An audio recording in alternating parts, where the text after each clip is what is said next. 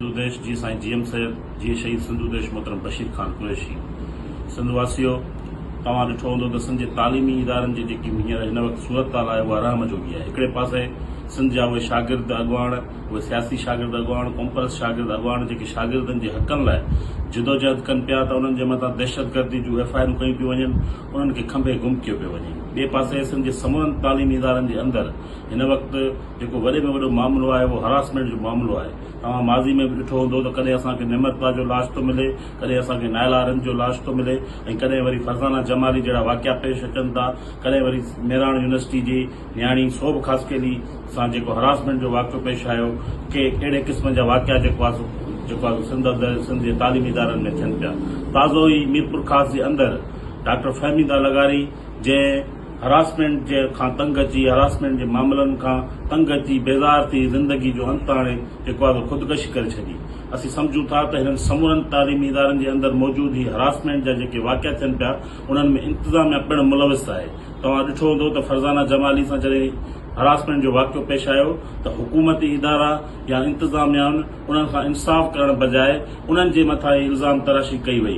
ऐं ताज़ो ई सोभ ख़ासकेली जो मामिलो थियो तॾहिं बि जेको आहे इंतिज़ामिया उन उस्ताद जी जेको आहे सो पुठ भराई करे पई, उन सां जेको आहे सो उन जी सहूलियतकारी करे पई और जेसीं ताईं उहे न्याणियूं रोडनि रस्तनि ते अची इंसाफ़ जे लाइ पंहिंजे ॿारनि फैमिलियुनि बचनि ॿारनि सां रोडनि रस्तनि ते नथी वञनि तेसीं ताईं उन्हनि सां को बि इंसाफ़ नथो थिए। डॉक्टर फहमीदा लगारी जो वाक़ियो थियो, उन ख़ुदकशी कई ऐं मौजूद जे सबूतनि जे बुनियादनि ते साफ़ ज़ाहिर आहे त उनखे मुकमल तौर ते हरासा कयो पियो वञे। मुकमल तौर ते यूनिवर्सिटी जी इंतिज़ामिया उस्ताद प्रिंसिपल ऐं शागिर्द जेको आहे उनखे हरासा कनि पिया, उनजी ज़िंदगी जो अंत आणे छॾनि। उन्हनि सबूतनि हूंदे बि उनजे FIR दाख़िल न पई कई वञे। जॾहिं 24 कलाक 48 कलाक वासनि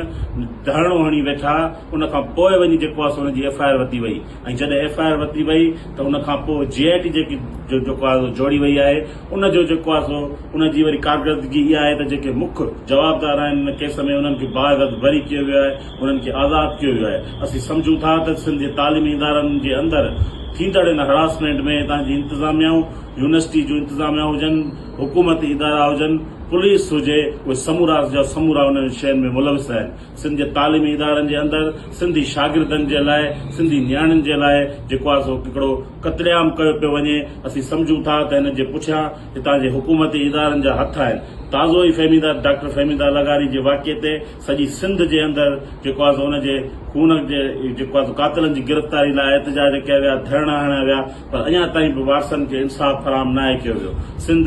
सिंध स्टूडेंट एक्शन कमेटी तरफ़ां 15 जुलाई ते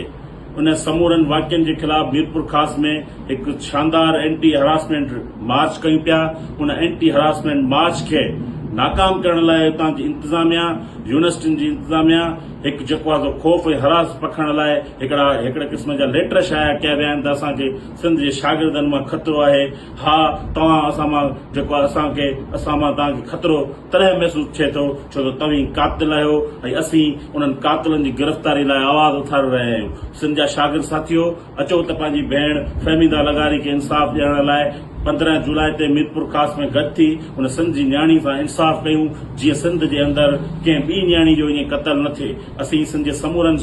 शौरवंदनि खे इहा दावत ॾियूं था त 15 जुलाई ते मीरपुर ख़ास में गॾु थी सिंध जी न्याणी सां इंसाफ़ कयूं।